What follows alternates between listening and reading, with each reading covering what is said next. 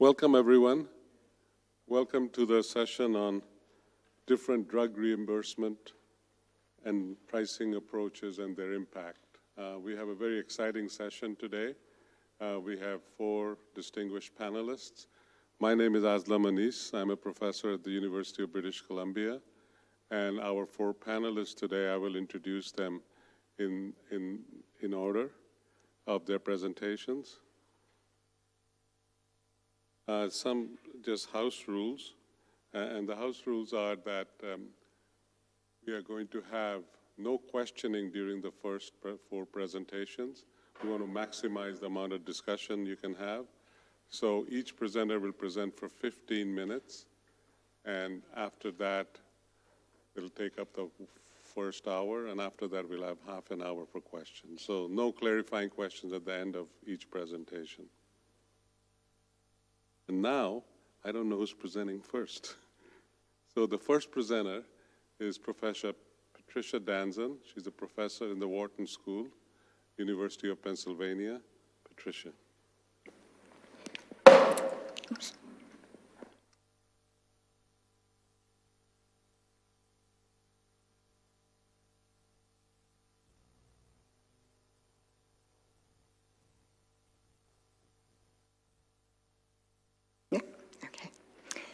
Thank you, Aslam. So I'm going to be talking about pricing of on-patent pharmaceuticals, and in particular, looking at a couple of recent proposals for addressing the issue of pricing of on-patent drugs in the US, particularly concern about high prices and rising prices. And my focus is on matching the policy to fit the problem.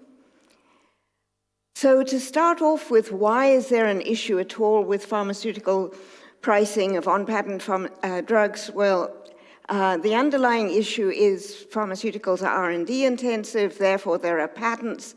There are also additional regulatory bars to generic entry.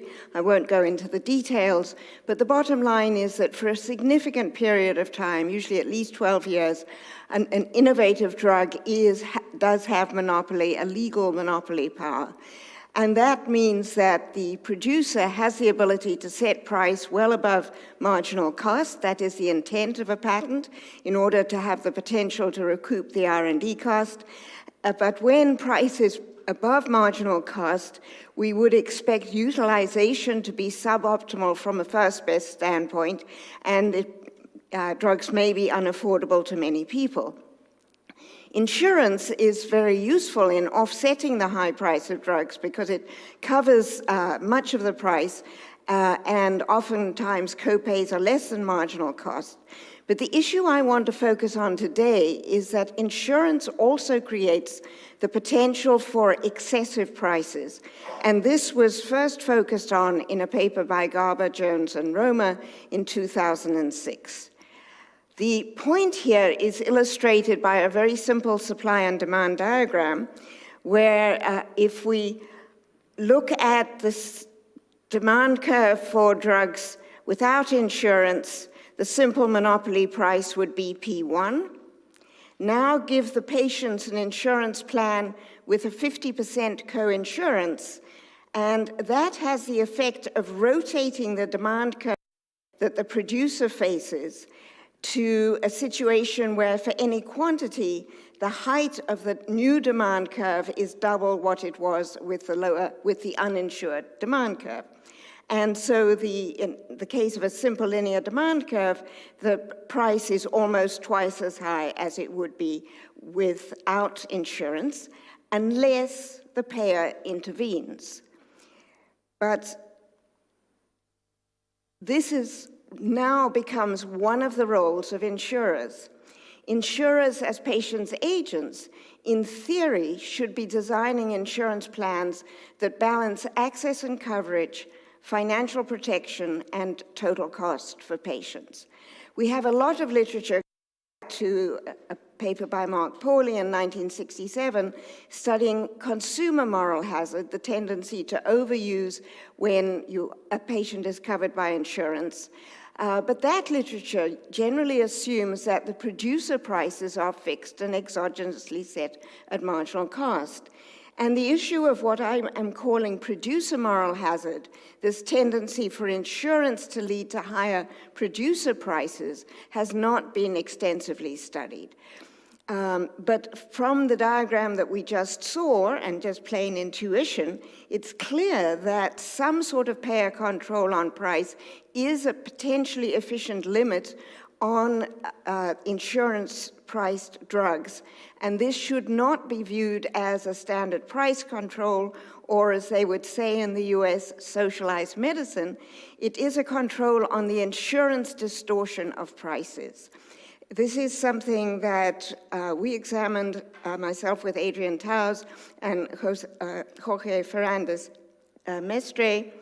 And in our solution, which I don't want to spend a lot of time, but I want to just outline, we showed that building on the paper by Alan Garber and Chuck Phelps in 1997 that looked at the optimal use of a technology and showed that at an optimal use of a technology, the incremental cost effectiveness ratio should be equated to the willingness to pay for health, that we could take that first order condition and apply it to what the payer does in setting a cost effectiveness threshold and then letting firms price up to that cost effectiveness threshold as a way of setting a limit on price where the resulting price is actually a value-based price. So if the payer sets an incremental cost effectiveness threshold K, the company would set a maximum price that reflects the value of the drug as reflected in cost savings and health gain to patients, but valued at K, the payer's willingness to pay for health. And with this approach to cost control, to price control, there is an absolute limit, but that limit on price will differ across countries depending on their costs and their willingness to pay. So the approach that we proposed as a way to address this insurance distortion. Now, what's actually happening in the US and what has been proposed in the US? I want to look at two particular channels of distribution and how they are proposed to be changed. First, the pharmacy dispensed drugs, which are the majority of drugs, oral tablets, etc. And in the US, these are handled by pharmacy benefit managers who generally will negotiate formularies with tiered co-payments. And the idea is that the PBM negotiates with drug manufacturers and negotiates rebates in return for putting a drug on a preferred tier. And being on a preferred tier means that the market share of the drug increases, and so essentially it's rebates in return for increase in market share. And this has worked well in the classes of drugs where PBMs can stimulate competition because patients and physicians have significant choice among close substitutes like cardiovascular drugs and some insulins. But it works much less well in the high-priced specialty drugs, which are more differentiated, where patients and physicians have strong preferences. And so for these drugs, there are some rebates, but mostly PBMs simply put them on a fourth tier with a very high co-insurance rate, 25 or 30%, have prior authorization requirements. In practice, most patients have supplementary insurance that covers that co-insurance. And if not, pharma companies offer copay coupons and patient assistance programs. And so this is the way that, in fact, most of these high-priced drugs are extensively covered, and that has facilitated the rise without limit of these prices over time.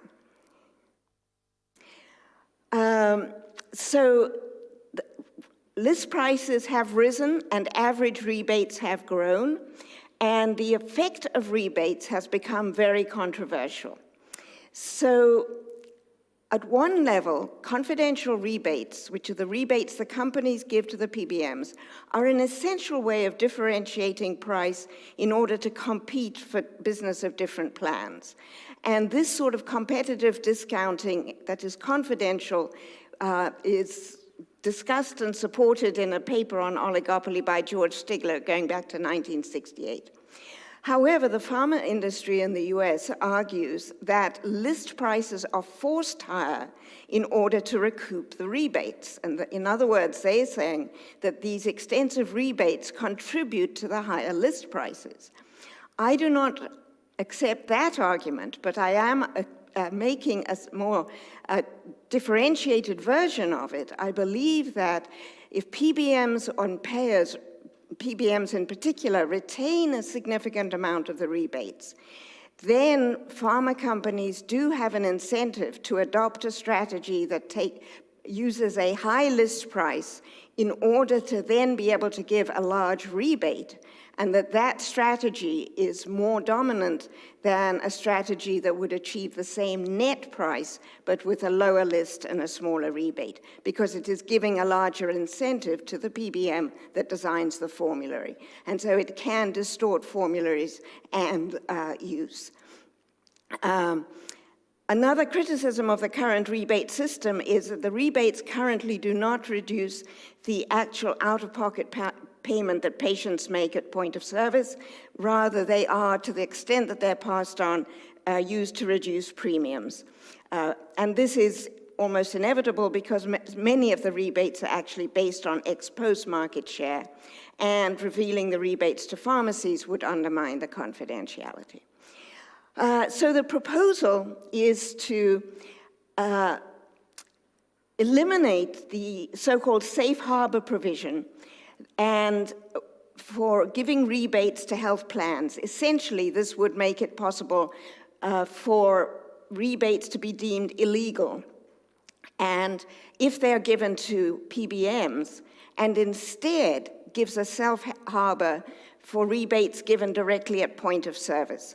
And this is just for the Medicare and Medicaid plans, which are for seniors and poorer people.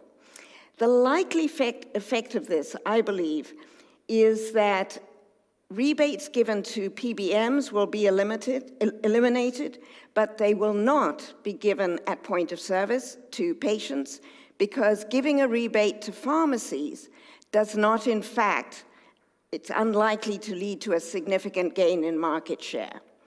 It's likely that much of that would end up being pocketed by pharmacies, and that would not move any additional sales for companies. So I believe that the likely effect of this approach would be that it would be higher net prices, no reduction in list prices, again for pharmaceutical companies, a loss for PBMs, and higher costs in higher premiums for Medicare enrollees, and higher costs for the federal government and for taxpayers. The second issue is the treatment of biologics and vaccines, which are infused in physicians' offices using a buy and bill system, and they're reimbursed currently at average sales price plus 6%. So it's the manufacturer's average sales price plus 6%. And this means that the companies have an incentive to name a higher average sales price, because that means a larger margin for the provider. So it encourages perverse price competition. The proposal is to replace the current system with the doctors being reimbursed based on an international price index, external referencing. This would be done initially in a trial. And the reimbursement price would be the average of this international price index and the average price to private payers in the US. So the government would take the average price the companies are charging to private payers and the average price of the drug to a basket of 14 foreign countries, which are listed here.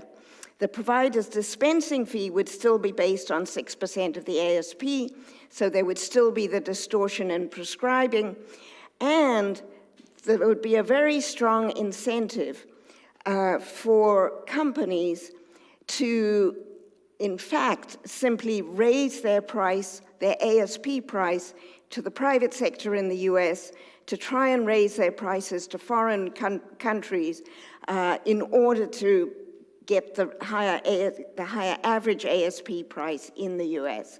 So firms would rationally raise or delay launch in Canada, for example, rather than sell in a smaller country where the price might pull down a potentially higher price in the US. And this is obvious once we look at the relative market shares of the countries. So the US is currently about 41% of total sales. In the market basket of countries, Japan is the next one at 7%, and all the other countries are much smaller. So it makes no sense to sell in one of these other countries price that would pull down the US price. So if the US were to do this, it could result in significant pressure on other countries, either to raise prices or to do very large confidential rebates off of a higher list price. The difference is these are US prices relative to foreign prices, Canadian prices.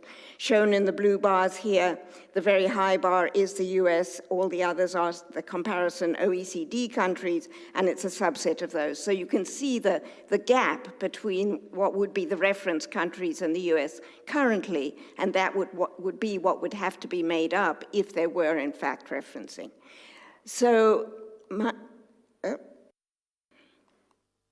my final take on all of this is eliminating the rebate safe harbor, so eliminating the rebates given to PBMs, but allowing it for point-of-sale rebates will have little effect on list prices or on point-of-sale prices to patients. It will result in higher net prices to payers, higher prices for pharmaceutical companies, higher premiums for patients and for taxpayers. And that for the infused biologics, using the average of an international price index and ASP will result in higher list prices in the US and an attempt to raise prices abroad or to reduce access unless there are hidden rebates. This approach clearly undermines the goal of differential pricing and of providing optimal R&D incentives. And it does nothing to distort the incentives for provider prescribing because it leaves the fee set at a % of ASP. So overall, if we were to adopt the sort of approach that we have proposed, which would use an ISO framework based on a cost per quality threshold, that would do a much better job of setting a list price limit and then encouraging discounting below that to allow competition to play out where it can. Thank you. Thank you, Patricia. So our next speaker is Professor Adrian Towse. He's Emeritus Director of the Office of Health Economics in London. Okay, so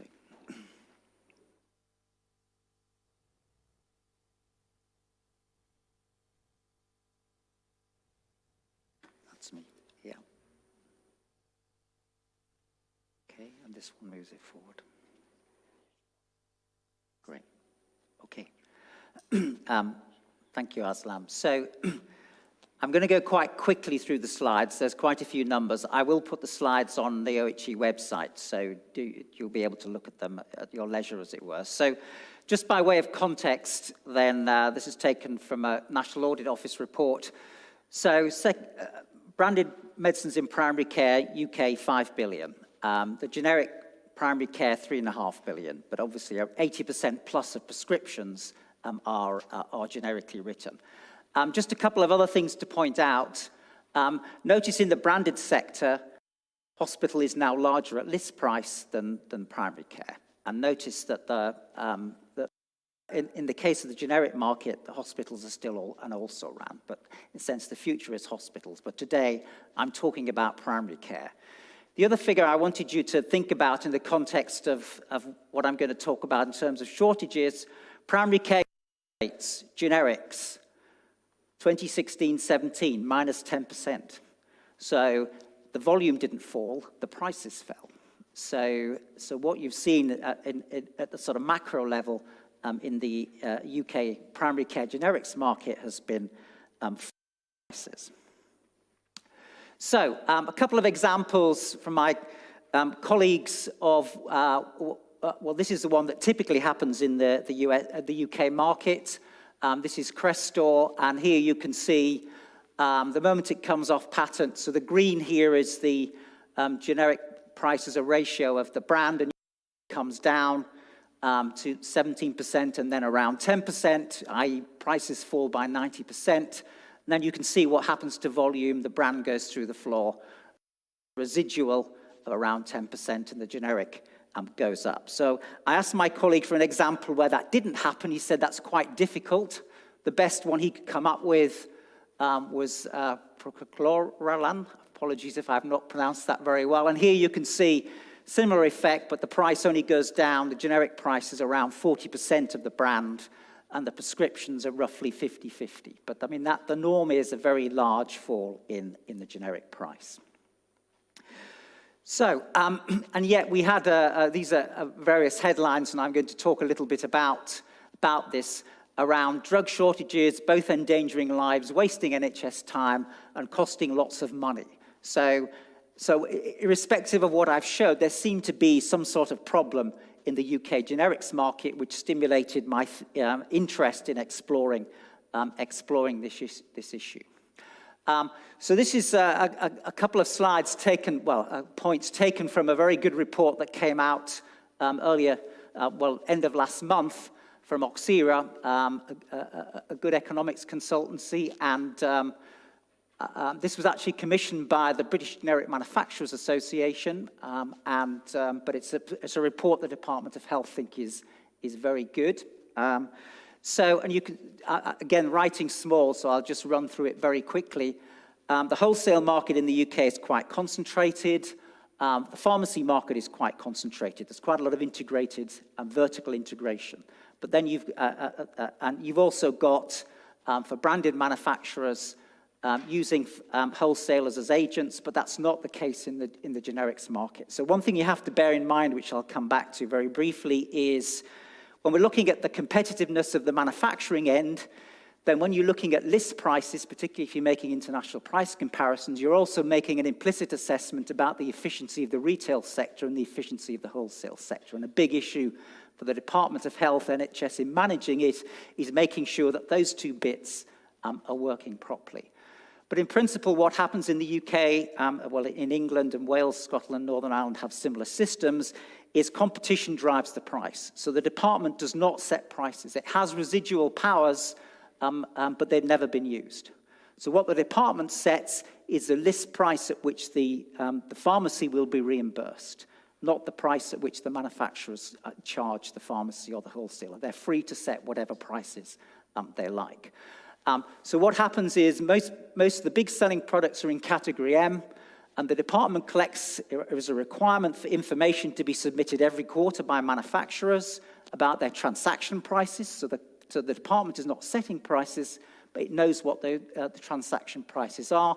They also do a regular margin survey of pharmacies. So pharmacies are required to say what are they paying, so the department has an understanding of the sorts of margins that are being set. So the department is not setting prices, it's setting a list price in the knowledge of what's happening underlying the market. It's using competition. Other categories, category A and category C, fewer sellers, a slightly different model. Category C, only one price. And then this no cheaper stock obtainable, NCSO. So when there's a shortage, it comes out of the system, and in effect, the department has to have some way of setting a price, which I'll come on to in a moment, in order to deal with the fact that there are shortages. And unless the price adjusts, then there will not be stock, and patients will not have access to medicines. And just to give you a sense of how this all works, again, taken from the Oxera report, roughly, for category products, if the price, let's say, for the manufacturer's selling price to the wholesaler is £1, then the NHS list price will be about £2 in the drug tariff, because there's a margin for wholesalers and a margin for retailers. And the department manage the pharmacy margin through a separate contractual arrangement. As far as wholesalers are concerned, they're completely dependent on the extent of competition in the wholesale market. So, what impacts entry and exit? I'm going to just take you through very quickly. Let's forget about the first. Critical here, the UK is seen as attractive, and that's despite international studies suggesting low list prices. You have to be a little bit careful because those prices are reflecting wholesaler and retailer margins. So if wholesalers and retailers are more efficient in the UK than in other comparable markets, then the manufacturing prices in the UK could be higher. Almost certainly that's not the case, but we do have to be careful when you're using international price comparisons at list level, at retail level.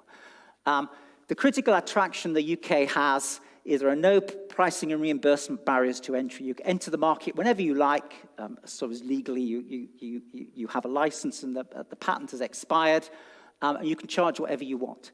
And obviously, and those of you who know about the economics of generics will know early entry, that initial period is extremely important and makes the UK market very attractive. So the UK ends up with average generic entry. This is the European Commission's 2009 study. Substantial price reductions, high numbers of entrants, and what tends to happen, because people don't want to give up their MHRA license, is if there is the market is not going well, then they'll simply reduce production rather than actually exit completely. Here you can see the number of manufacturers in green, the period since the expiration of length of exclusivity. And you can see here significant numbers. These are category M, so these are the big selling products where you'd expect quite a lot of competition, but you can see there is a lot of competition. And the prices come down quite dramatically and then go up just a little bit, but even after 40 months after expiry, they're between 10 and 20% of the innovator brand. So, how am I doing? Okay. Preventing and dealing with shortages. So this is a National Audit Commission report. There was then an oral hearing in 2018, and then the Pharmacy Journal article earlier this year, which says the situation is getting better. So just to give you a sense of how much money we're talking about here, then you can see here, this is from the National Audit Office, the big jump in the year 2017-18. That suddenly the amount of money in concessionary pricing, where pharmacists are asking for additional higher prices because they cannot buy product within the drug tariff sums, increases dramatically. And so that massive increase there led to National Audit Office inquiries and a lot of concern.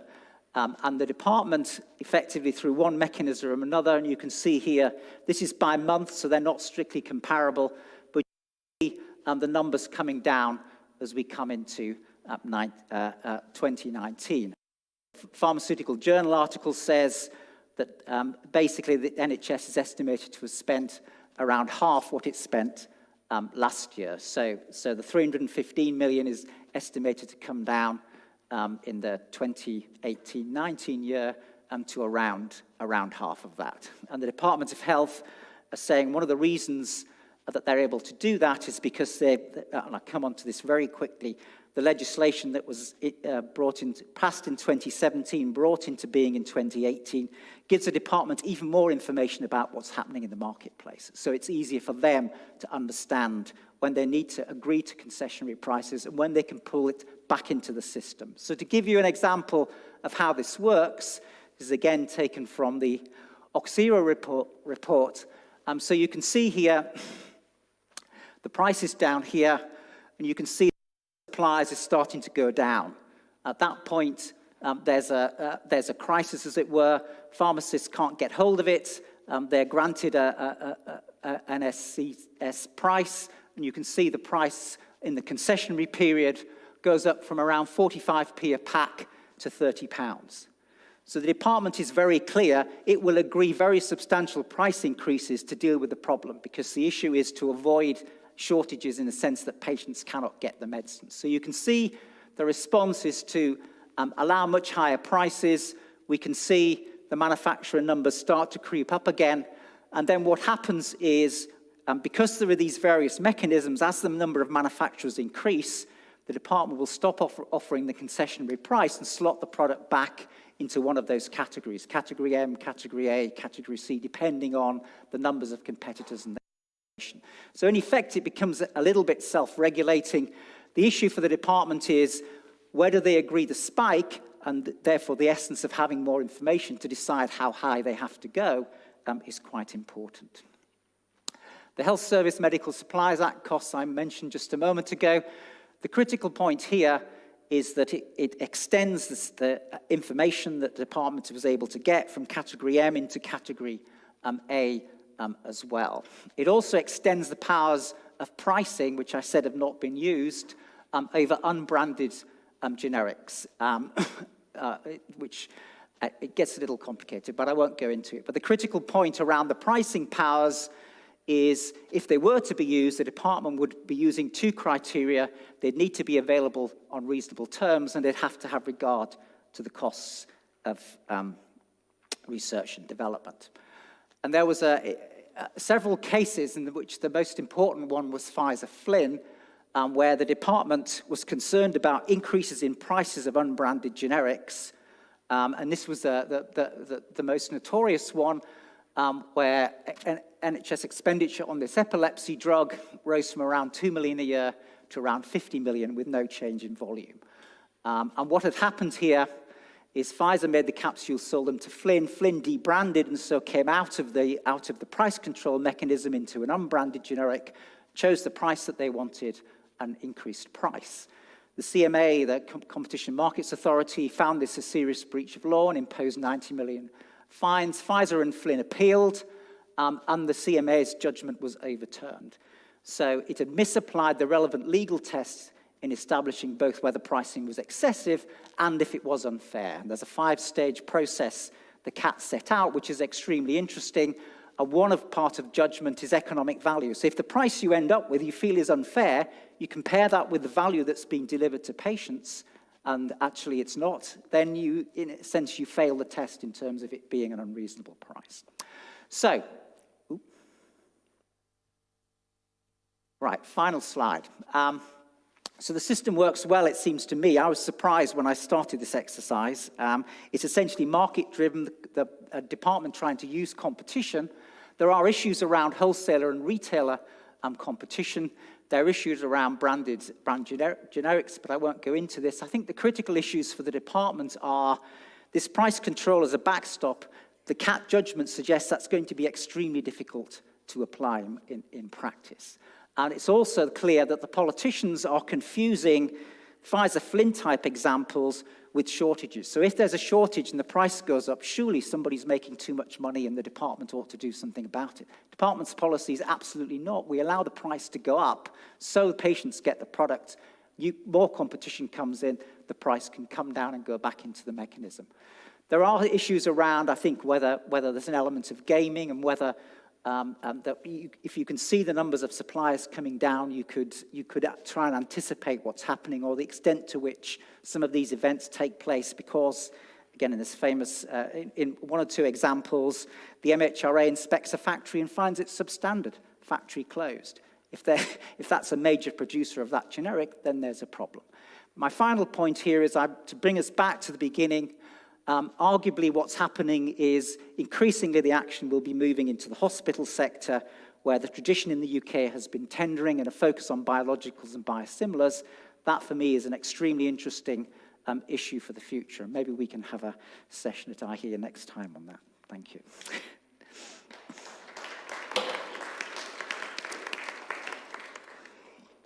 Okay, so we've heard from the US and we've heard from the UK. So the last two presentations are actually focused on Canada, and the next presenter is Professor Aidan Hollis from the University of Calgary.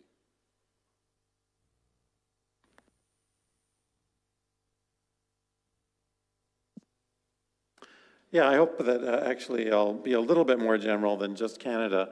I wanted to focus on tiered pricing of generic drugs, and it's a particular form of how generic drugs are priced in many different countries.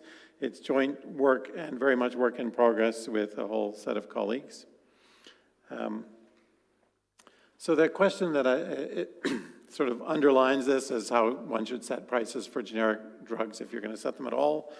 Should you use some kind of competitive outcome? Should you use a system like in the UK, which I'm not going to get into describing, or tendering, or tiered prices. And tiered prices is probably not the optimal way to set prices, but it is quite common anyway. So I wanted to dig into that a little bit more. Let me just give you some examples of tiered prices. In France, for example, the standard reimbursement for generic drugs is often set at 45% of the brand price. And it doesn't matter how many generics enter, that's just the reimbursement level. Or in Korea, as soon as a generic enters, the reimbursement falls to around 60% of the brand price. And then if another generic enters, it stays there. But if a third generic enters, the reimbursement level drops by around 5%. So the price that the generics are reimbursed at can depend on how many generics there are. This is what I mean by tiered pricing. In some cases, it's just flat. In some cases, it falls over time. And there are all kinds of different systems around the world. Lots of countries use this kind of mechanism. Most commonly, it's just flat, a single. As soon as there's one or more generics, the reimbursement level falls to some fixed fraction of the previous brand price. Which one of these is best if you're going to use this kind of system? So this is the literature review on this topic. It's not very extensive.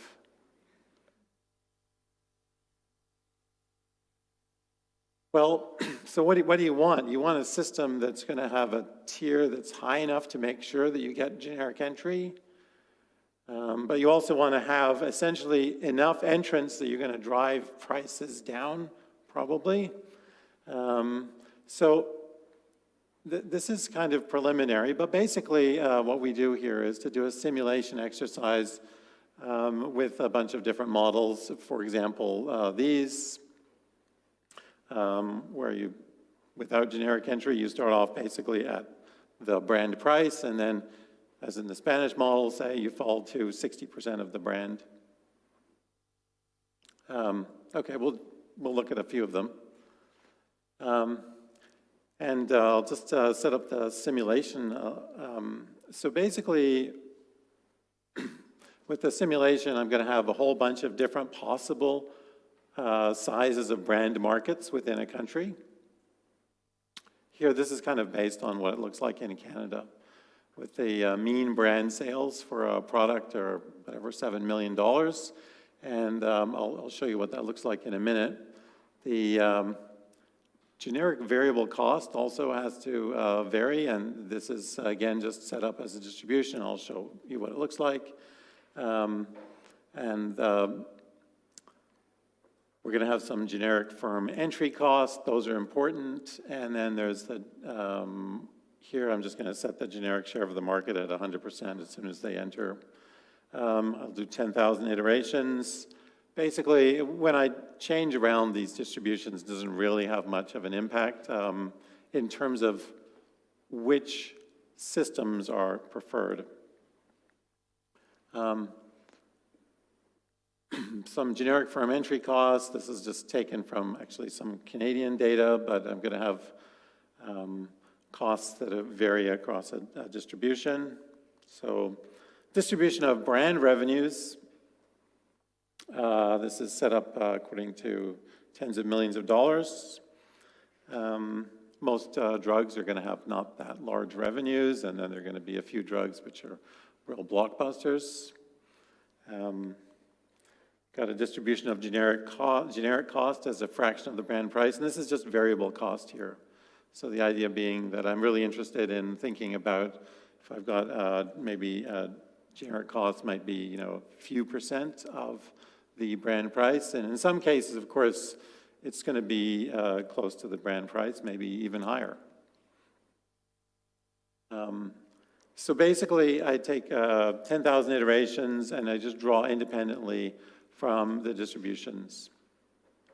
And then I'll use different pricing rules and see what kind of outcomes I get.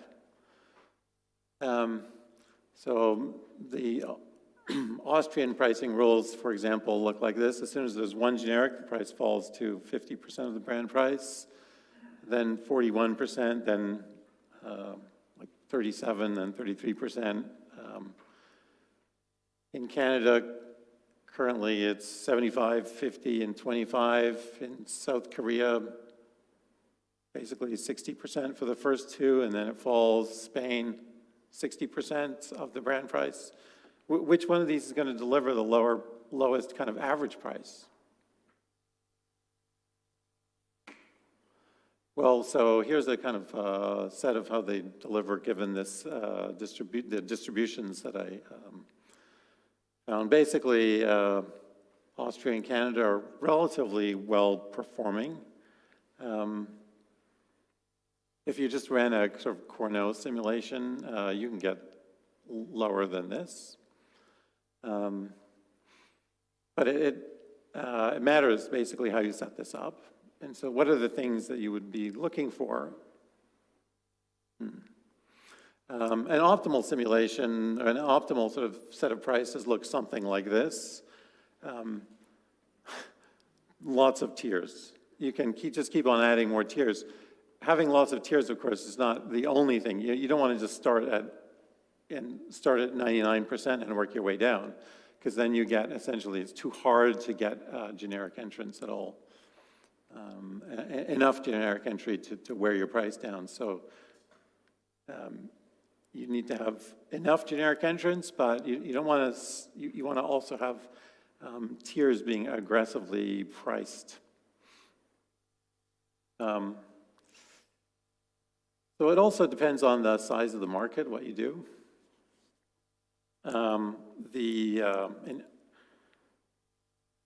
The optimal prices, the optimal tier system looks quite different depending on the size of the market.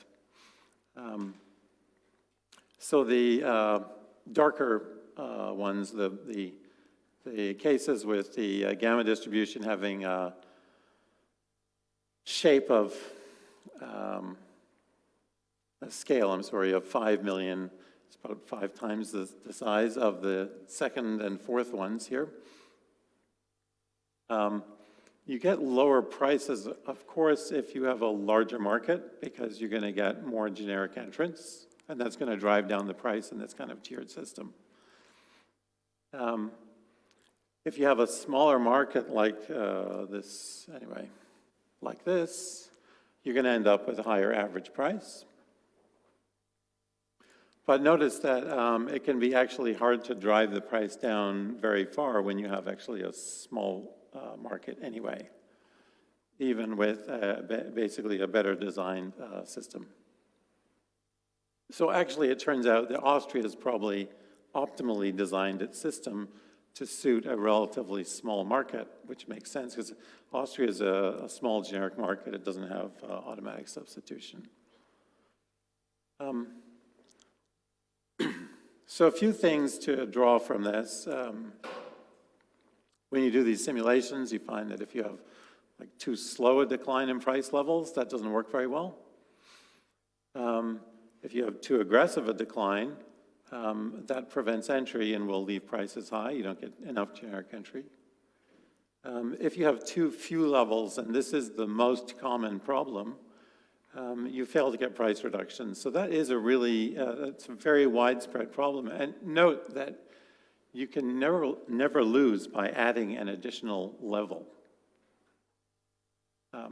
So if you use a system like Spain's, where you say the first generic to enter, I'm going to lower my reimbursement rate to 60% of the brand, and then I don't care how many competitors there are, I'm not going to lower the price any further. This is not really a productive way to go. You can always basically get further benefits by adding additional lower levels. I'll actually just kind of pass through this very quickly, but this just describes kind of a competitive, non-structured model in which there's a sort of Cournot competition for this generic market, in which firms will continue to enter as long as the price, like the Cournot structured price, is greater than the average cost. This will leave some room for profits. When you look at this Cournot outcome and you compare it to the outcomes that you can get in the tiered pricing models that we've looked at, essentially it turns out that if you used kind of the optimal price tiering system, you can do as well as Cournot. You can even get lower prices, you know, if you kind of really fix the numbers for any given distribution. But on average, they're kind of about the same. And then you have to ask the question, well, why would you go to this approach of using tiered pricing at all? And the reason is actually related to the discussion that Patricia offered, which is that in many cases it's really difficult getting savings to be passed through to the payer rather than captured by the pharmacy or wholesalers. So this kind of tiered pricing mechanism is a way for the payer to easily identify what the price should be given the number of competitors who enter. It's essentially an artificial way of constructing a competitive price. Tendering, of course, always is going to generate a lower price. But the problem is that if you have to litigate to enter, then it's going to be maybe not very attractive. So there's the quick summary, and I'll stop there because I'm running out of time. Thank you.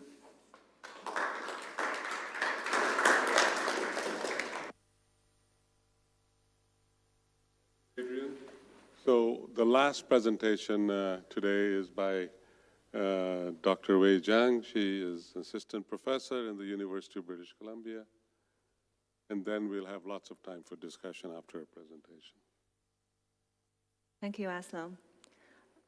After Aidan, actually Aidan already introduced very well about the tiered pricing framework or tiered pricing approach. So actually for this research, we try to measure the impact of the tiered pricing framework, which has been implemented in Canada right now. We will look at the impact on generic entry. So this here is list the co-authors, Aslam and Aidan is the co-authors. And I also want to acknowledge the project grant funded through CRHR. Little bit background, as Aidan already mentioned, in Canada, the generic price actually is set as by maximum list price. Here we call MOP. Basically is the generic drug pricing is set as a fraction of the brand name price. So this percentage actually is we call MOP in my presentation. So this kind of price cap regulation initiated in 1993. The province of Ontario first adopted 75% and 90% MOP. So the 75% is for the first generic entrant. So their set at 75%. So then the second generic entrant will be set at the 90% of the first generic entrant's price. In 1998, this MOP actually dropped to 70%, and then 50%, and then 20% in 2010. So the other provinces in Canada try to follow the regulations actually being set in Ontario, and by 2013, so the MOP actually ranged from 18% in Alberta to 5% in Saskatchewan. So here figure is just to show you some idea. Actually, each province is actually apply different MOP, and the MOP actually keep dropping over time towards to 25%. Actually, we published like two papers try to examine this kind of MOP, which actually is one MOP for all, is only one tier, which actually 25% in Ontario, to look at the impact of the decreasing MOP from 50% to 25% on the generic exit and also entry. So we find that lowering the MOP to 25% is associated with a higher rate of market exit by generic firms in Ontario, And meanwhile, is also associated with a lower probability of market entry by generic firms in Ontario. So that means it's actually more exit, fewer entrants. So this actually will result in a more concentrated market and limit generic competition. A little bit another background that it's good for you to know is, as we said previously, actually each provinces actually set their MOP individually. So they set up the formulary individually. But there is in 2010, there is a new organization called the Pan-Canadian Pharmaceutical Alliance. Basically, all the provinces and the territories in Canada try to work together, try to negotiate price for brand name, and also set up generic drug pricing policies for the public funding drug programs. So it's on like April 1st and 2014. So there's a new pricing policy has been implemented, which is called the Pan-Canadian Tiered Pricing Framework. So it works exactly what Aidan has described. So for the tier 1, if there's only one provider, one manufacturer, this MOP will be set as 75%. So once there's second entry, then the MOP is set at 50%, and then go down to 25% if there are 3 or more generics. So this study try to evaluate this kind of the impact of this new pricing policy impact on the generic entry. So the data we got is one is the National Prescription Drug Utilization Information System database. So this database is including formulary data. So we got all the formulary data from 9 provinces. So this we will use this data to determine generic entry. So our generic entry is defined by formulary listing. We also have claim data. So claim data will have the cost accepted by the drug programs. So this data we will use to define the market size. We also try to use in the drug product database of Health Canada to supplement some information on drugs. Meanwhile, we apply some data from IQVIA. So we got the generic drug product launch date information for 7 major pharmaceutical countries. The reason we got this data is we are interested into like a time to generic entry. So we want to know what is the appropriate time zero. So the ideal one is actually the patent expiration date. But maybe you probably know it's really a challenge to determine which actually expiry date for the patent for the brand name, because if you look at their patent, they have usually one brand name drugs have multiple patents. So you don't know which one is valid, which one expiry date you should use as time zero. So to address this issue, we're using some methods being applied in the literature. So we want using kind of the earliest international launch date for the generics as the time zero to serve as a proxy measure of patent expiration date. So we will have 2 policy periods. Pre the tiered pricing framework period, which we just remind you actually, for example, in Ontario is 25% of MOP. Actually, it's this one MOP for all drugs. And then the tiered pricing pricing framework period. So both period actually is 27 months. We also try to define our kind of new definition is called the market. This market is not a broad definition of market. We try to grouping of drugs with same active ingredients, strengths, route of administration, and the dosage form. So just to give you example for the Trendolapril, so oral is the route of administration, and the capsule is the dosage form. For this drug, they have 4 different strengths, 0.5 milligrams, 1 milligrams, 2, and 4 milligrams. So we defined this as a 4 market, 4 individual markets. So in our data, we identified there's total 180 markets actually are, is the generic are eligible to enter in Canada during the study period. And we also find there are a total of 112 markets with the first generic drug listing. The average time from the first international generic launch date to the first listing date in Canada is 4.8 years.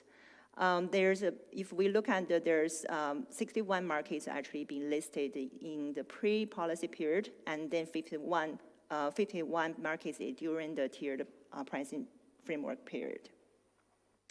We also using the Cox proportional hazard model, try to measure the time to entry. Here, the policy period, the indicator of the policy period is treated as a time-varying variable. And we also consider the interaction between market size and the policy period. So we will divide the market into small and large, because we expect the impact of this new pricing policy will have more on the small markets, because for the small markets, previously the MOP is set as 25%, and then the newer pricing policy, they might be set at 75% or 50%. So if you look at the hazard ratio, here shows in small markets, drugs were more likely to be listed in Canada during the new policy period than the pre-policy period. And for large markets, there's no statistical significant difference in generic drug pricing, generic drug listing between these two periods. So our conclusion is the tiered pricing framework speeds up the generic entry for small markets, but there's without affecting the large market. It generates the benefit of generic competition sooner, while avoiding the pitfalls of the previously employed price cap regulations. Thank you.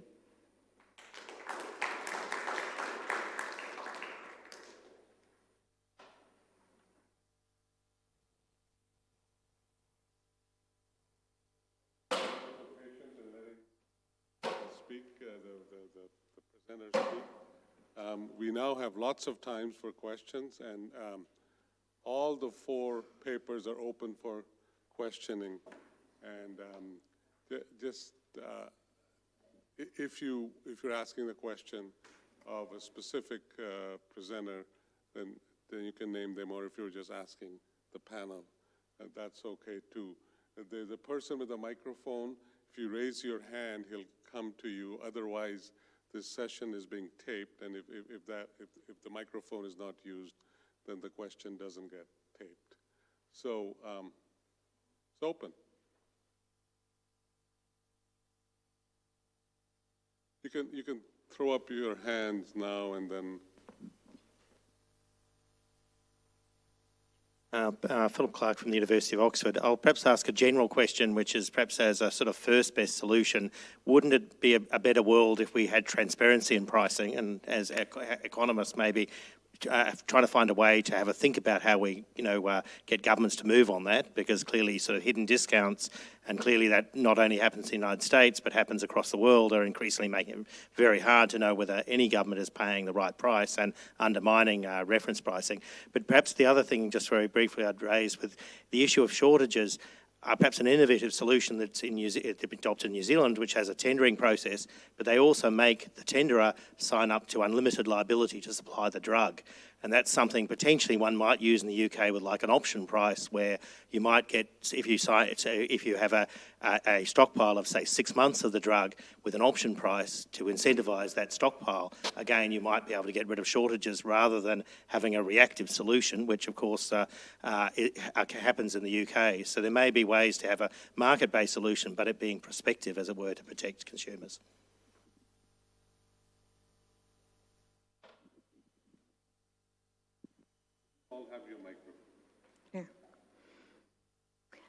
I guess I'd respond on the question of would we be better off with price transparency?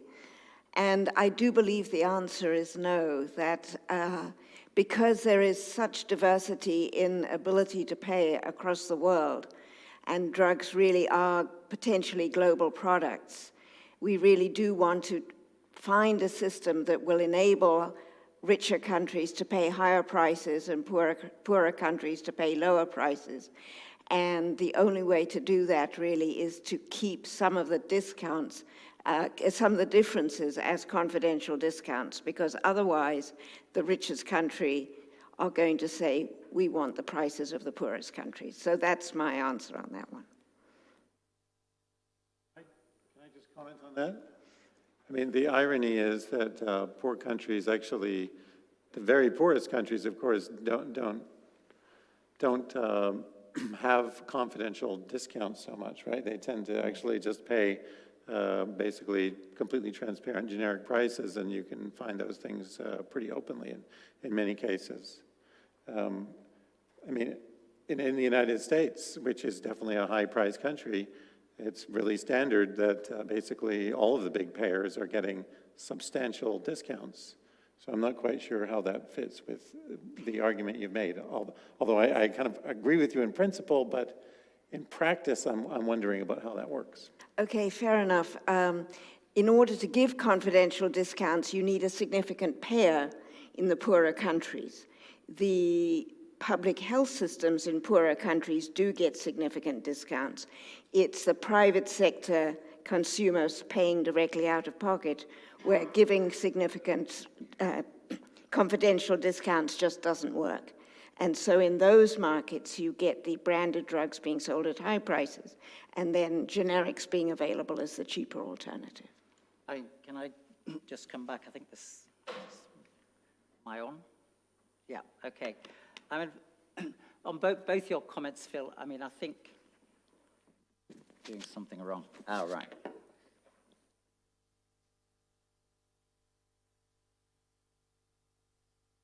That's why he's emeritus.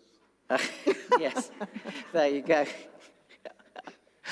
I mean, I think transparency is, to be blunt, it's a conspiracy by high-income countries to deprive poorer people of drugs. I mean, it's very interesting, the dynamics of the World Health Assembly resolution.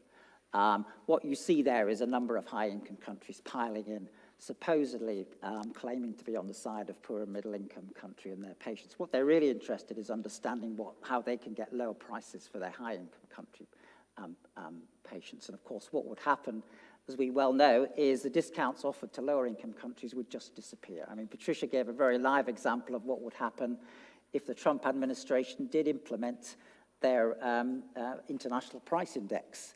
I mean, you know, Canada, UK, whoever gets referenced to will then have no drugs, basically, because the companies will simply withdraw.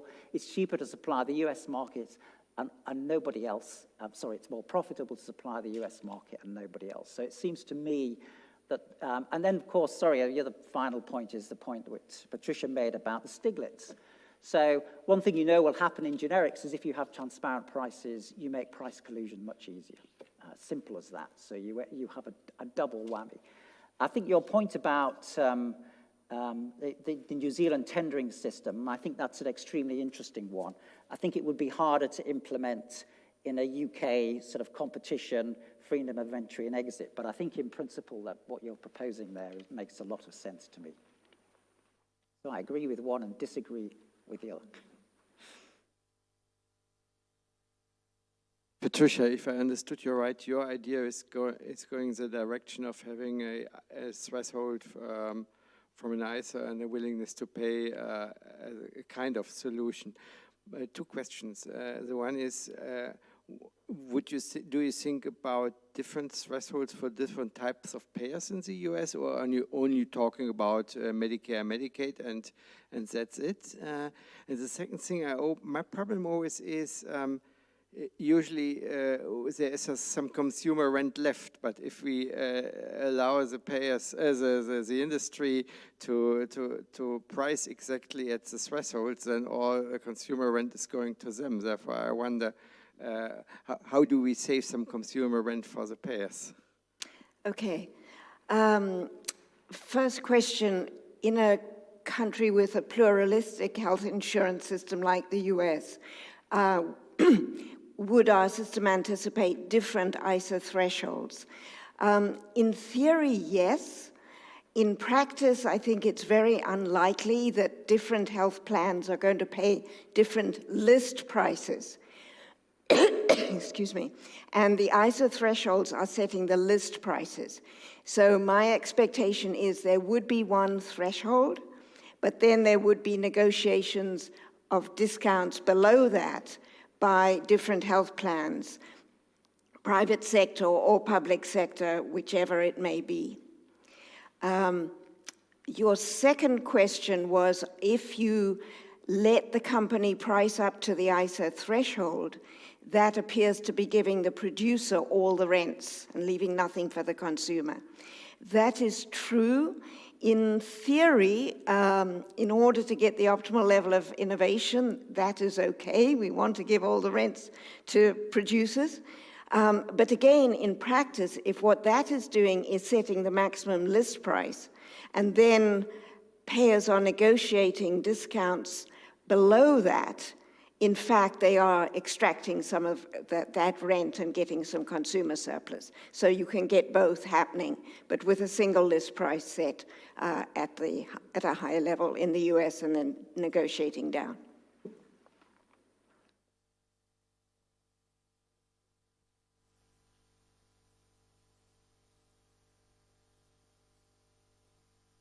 Very important that people on opposite sides of the room alternate, also up and down the stairs, as the guy with the microphone needs the exercise. At the morning sessions too. So my question is in relation to the pricing of the originator drugs or the branded medicines. From what I've seen from the presentations, we seem to be advocating, or most governments or most countries seem to be going the route of pricing generics in reference to the originator drug. Is there a country that you know of that has used the entrance or the entry of generics to drop down the price of the originator drugs? Because I find in South Africa we're battling with the prices of in-patent medicines, and it's becoming worse now that we've got biologics coming onto the market, even though we've got systems like a single exit price that's regulated. We've outlawed the issue of rebates, so we don't have all of that. But despite all those kind of structures in place, we're still battling with the pricing of or the cost of drugs in general. But in particular, I'm interested to find out, can we drop the originator price in reference to the entrants coming in by way of generics?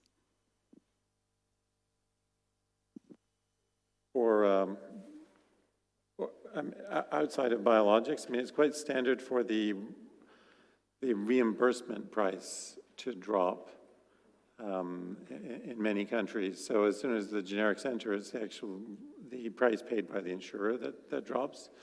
And of course, if it's outside of any insurance system, it's quite difficult to impose a price decrease. But insurers will very often do that. And the same happens in some jurisdictions also for biologics, that effectively the reimbursed price becomes the lowest, it is the lowest price of any of the biosimilars. So adding back to there, it's actually in British Columbia, in Canada, for the reimbursement price is basically they only reimburse the price at the generic drug cost. So if the patient still want to use the brand name, they have to pay the difference. So this basically is set by the public insurance programs.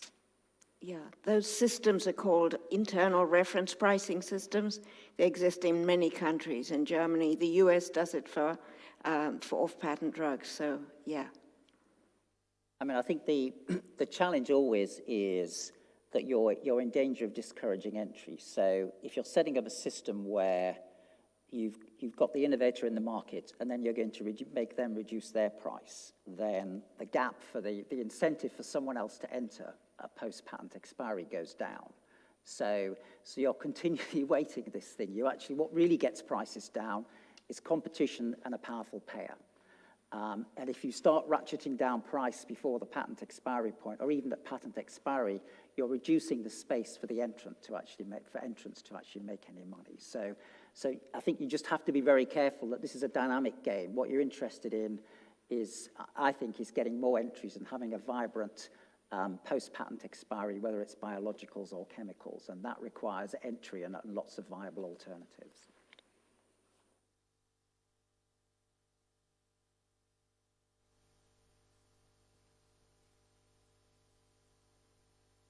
Patricia, I learned that the US is much more hesitating than European countries with regard to biosimilars. At least that's my impression, that the market share of biosimilars is much smaller. And I wonder, is this due to skepticism of physicians, or is it a regulatory failure? Maybe you can say us 2 or 3 sentences on this. Sure. Yes, the biosimilar market is much smaller in the US than it is in Europe, in contrast to the small molecule generic market, where the US is usually one of the earliest with generics and has the largest generic share. And this is largely the result of the regulations that were written for allowing the entry of biosimilars. First of all, there's a 12-year data exclusivity before biosimilars can enter, compared to 5 years for small molecule drugs. And then the hurdles that they have to jump through at the FDA are much more onerous. And very importantly, it's very unlikely that a biosimilar would be declared substitutable by a pharmacy, whereas the norm for small molecule drugs is that the pharmacy can substitute a generic small molecule for the branded. And so it really is the pharmacy that is making the decision to switch. Even if the prescription is written for a branded small molecule drug, the pharmacy is making the switch because all the financial incentive for the pharmacy and for the patient is to take the generic. But that pharmacy substitution has not been deemed acceptable for biosimilars, and there's also a lot of patent thresholds that have to be got through. And so there's a lot of litigation around their access in the first place. I think I would just add there that you should bear in mind, Europe's had 10 plus years at this. I mean, the situation in Europe initially was not, biosimilars got very poor market share and the prices were not much below the innovator products.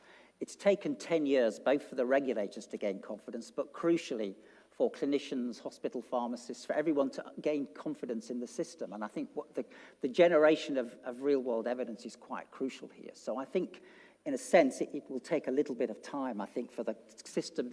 Obviously, the institutional issues are important, but people have to have confidence that they can use these. And we've only started to see quite dramatic price reductions, I think, in the last 2 or 3 years in Europe.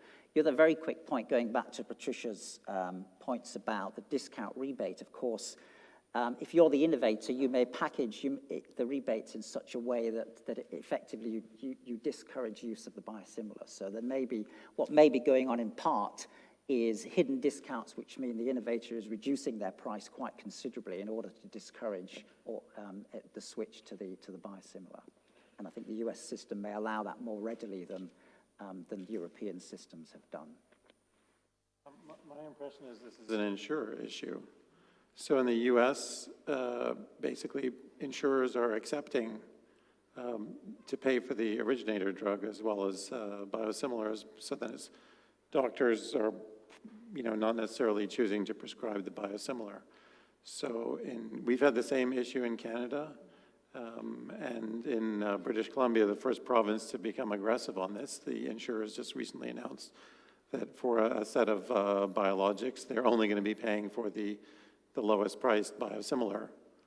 So no need to have it substitutable at the pharmacy. The doctors are going to have to write basically the prescription for the biosimilar because patients are going to be asking for that. Yeah, there are all of those things, but there are fewer biosimilars available on the US market than even in where Europe. they're available, they're not being picked up the same. No.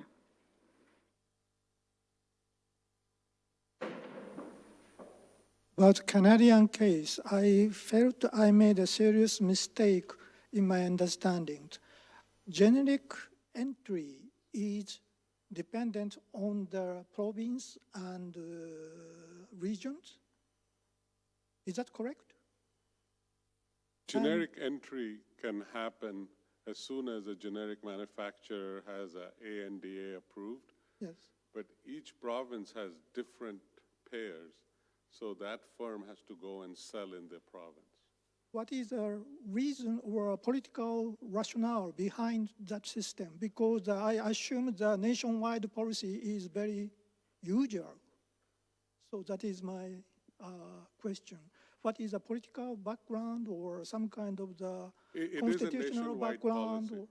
So the approval is nationwide, but the generic firm has to set different prices in different provinces according to their requirements.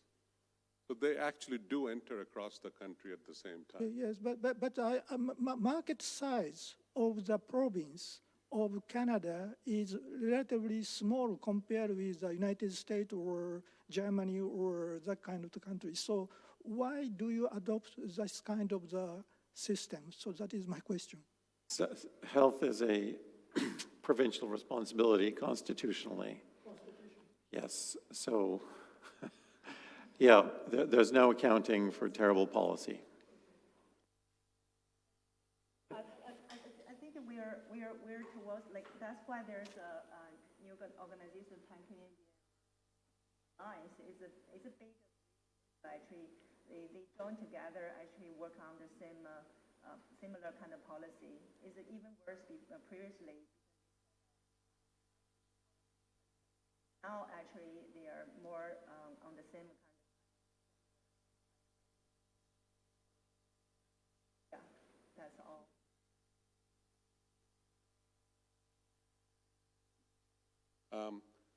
I'm going to use the chair's prerogative if there are no other questions. You've had a few questions. We'll come back to you. Other questions? If not, I'm going to go back and I'm going to ask the audience a question. How many people, with a show of hands, are convinced by what Dr. Danzon and Patricia said about the need to have non-transparent pricing? I like the word non-transparent pricing. Like so there's just two people? So how many people are for transparent pricing?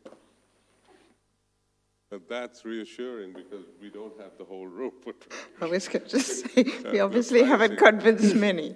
Thank you, Jens. I mean, it's interesting, the British government took at the World Health Assembly what I thought was a nuanced and sensible approach. They were essentially, their position was, if we had an agreed system of tiered pricing, of differential pricing, then the prices can be in the, if we've all signed up to saying that China pays half the price of the UK and that Botswana pays a tenth of the price of the UK, if that's recognized and we have international agreement, and so then that's all fine. There are pluses of transparency, but if we're not in that world, which it seems to me we're not in that world at the moment, then the reality may well be and again it comes back to whether countries are prepared to exercise restraint. The UK has a long-standing policy of a whole raft of countries that it thinks it's not appropriate to reference. You could say that's easy for the UK because they don't use reference pricing as a policy measure. So, but I think, to me, it comes down to how do we allow, how do we get, who pays for R&D, and how do we get countries with higher income to pay more towards R&D, and indeed very poor countries to pay zero for R&D. And if we don't have confidential discounts, then the high-income countries have to sign up to that. We can only do it with confidential discounts, is the answer. But I'd be interested, I don't know, Philip, where you are on this. I'd be interested in... Hi, Luke Connolly, University of Queensland, University of Bologna. If I could take that last suggestion one step further and ask the panel, why do you think that the proposal, which is several decades old now, about buying out monopoly rents to fund drug distribution and production in low-income countries has never taken root? This is the man to answer that question. It's hard. Yeah, I mean, it's actually related to the transparency issue, is you need to have international cooperation. So who's going to do the buying out? And the only way to do this is if you have basically a collaboration of countries, and you'd have to have basically some kind of coordinated effort to do that. And it turns out that everyone's very concerned about getting into, you know, a commitment to put real money on the table for that. And Aslam, may I just add one thing? I mean, I said in a very simplistic way that it makes sense for higher income countries to pay higher prices and lower income countries to pay lower income countries. The difficulty is that in reality, countries that are low per capita income on average have significant, very wealthy populations. And so, for example, the middle and upper income population of India is in total size comparable to the population of the US. So it doesn't make sense in some way to say, well, okay, we're going to treat all of India as a low-income country, because there is such diversity within those low-income countries. And that's another huge sticking point for this idea of basing the tiered pricing across countries simply on average per capita income. We've got to get much more sophisticated at doing the within country as well as the between country differentiation. Can I add one more comment on that kind of tiered pricing between countries? I mean, the people who are really good at negotiating, the ones who have bargaining power on the insurer side, those are basically sophisticated players, right? They have large, basically, markets that they're selling to or insuring. Well, which are those countries? Yeah. It's not actually the small, poor countries, right? They're going to be ripped off because they are not sophisticated enough. So this is not only about how rich are you, but essentially how sophisticated is your payment system and how sophisticated is your insurer. It turns out to be really hard to manage that. I think that's a very good point. And there is a report, Center of Global Development released a report last month, which looked at issues around how should middle and low income countries procure drugs, particularly as increasing numbers of them are coming out of the Gavi and Global Fund limits as their per capita income increases. So they're not going to have global donor money. How should they have to buy these drugs and vaccines themselves? How should they do it? And exactly addressing some of these bargaining power issues. So it's on the CGD website. Good read. Well, one question to Patricia, again, to your threshold and willingness to pay. Probably you have produced a paper somewhere else with your thoughts about this. I make the experience, at least in Germany, but probably in all countries, that for orphans, usual threshold considerations come at their end, because at least if it's very small populations, then you get such high prices where if you apply your usual thoughts about thresholds of willingness to pay, then you wouldn't be able to keep the drugs on the market because of fixed cost of research, etc. The prices are really growing then excessively per patient. What's your thought about this? If I heard the question correctly, it is sort of how do you deal with orphan drugs in the context of a system that's setting thresholds based on willingness to pay. And I think in recent years, sort of informally at least, in the US and many other countries, there has been a tendency to either formally or informally have a much higher threshold for orphan drugs. And the sort of implicit logic has been we need this higher threshold because orphan drugs are only sold to very small populations. The reality now is that, according to a couple of recent studies, the profitability of doing R&D for orphan drugs is actually higher than for non-orphan drugs, because in fact, the costs of doing the R&D has been dramatically reduced. They can use smaller trials, they get quicker processes through the FDA. The marketing is very modest because there are a certain number of specialists that have to be targeted and then you're done. And so the ROI is very high on many orphan drugs, and now they are becoming the most rapidly growing category within R&D. So over 40% of the new drugs being approved by the FDA each year are in fact with orphan indications. And so I think that now we've probably gone too far, and the time has come to say, at least for the majority of orphan drugs, maybe there are some ultra orphans, but for the sort of across the board, we should start with the same threshold of willingness to pay, and then if there are special conditions in special circumstances, do something higher. But the sort of presumption that we had way back when the Orphan Drug Acts were passed in the 1980s, that orphan drug R&D was not profitable, is simply no longer true. And those acts did a lot to make R&D for orphan drugs much more attractive because of the exclusivities and the R&D tax credits. Can, Do you want to ask Graham, sorry, do you want to ask Philip to come back on the transparency point?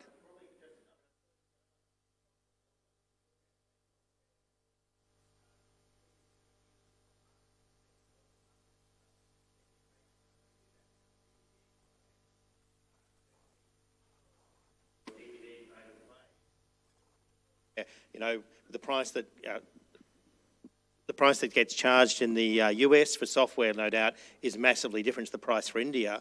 And that must be another possibility here, where it seems to me those prices are transparent, but you can segment the world market. And also, you can involve the manufacturers. So, for example, to validate your software license, you have to go back to the manufacturer and validate that code. And surely we've got the ability to have price transparency, but price discrimination, which would be the best of both worlds. So, again, there must be some innovative price solutions from learning from other industries where there's huge returns to intellectual property that continue within a market-based system.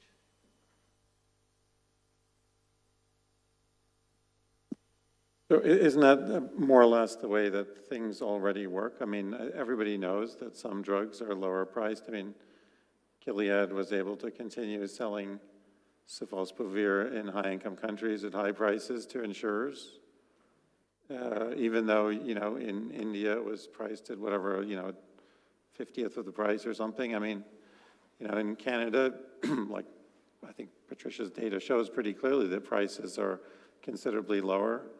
Occasionally there are caravans of basically people fleeing the United States to come and buy their insulin in Canada, but the volumes are tiny.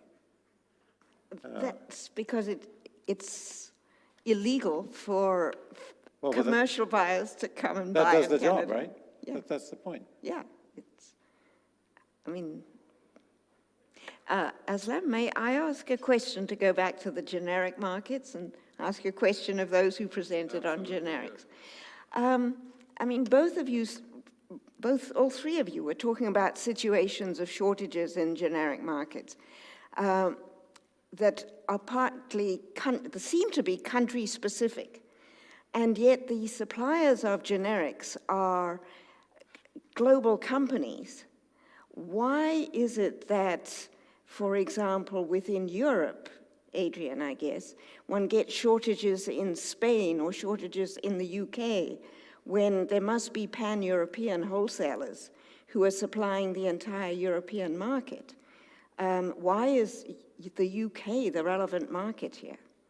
Well, that's an interesting question as to whether to what extent shortages coincide. In other words, to what extent is it a shock? One of the reasons that was given for UK shortages was a strike in the Mumbai docks for several weeks that delayed shipping of active ingredients. So it was But EU-wide. But the other thing that is very clear when you read some of the evidence from the department is that companies are making choices. So if they're faced with shortages, they'll choose which markets within Europe they'll concentrate on. In other words, so they will be balancing. So there may be reasons why the UK is an easier one to flex down, as it were, than some other countries. It may be that, for me, that's an interesting question as to, how much is it shocked to the system, in which case, is it just the UK or is it happening somewhere else? I think that's So there aren't regulatory barriers that would stop a wholesaler shipping from Spain to the UK if they wanted to? Not while we're in the European Union, no. No. Besides regulatory barriers, there was a paper presented earlier this morning by Wei, where we looked at market structure and drugs that go into shortages. There's a strong correlation between the market structure and shortages. Interestingly, single generics suppliers are more likely to have shortages as opposed to single brand name suppliers. And markets with multiple generics are less likely to have shortages than, so that's one answer, market structure, and then I guess it's related to the price of the drug and profitability. If you think, why is a market being supplied by a single generic as opposed to many generics and the price regime in place? That might explain some of it. So I also did some literature review. Actually, in the U.S., generic drugs are more likely be in shortage as well. So At the same time as Canada? It's a little bit period because they have drug shortages actually collected way earlier than Canada, so I think this is quite a global problem, and we find some drugs actually in shortages actually happening in UK, US, Canada, and Australian. So there's a common drugs actually being reported in shortages globally. Yeah. Okay, we're running out of time. Thank you very much for coming to this session, but I'd like to end by thanking our panelists and presenters today. Thank you very much.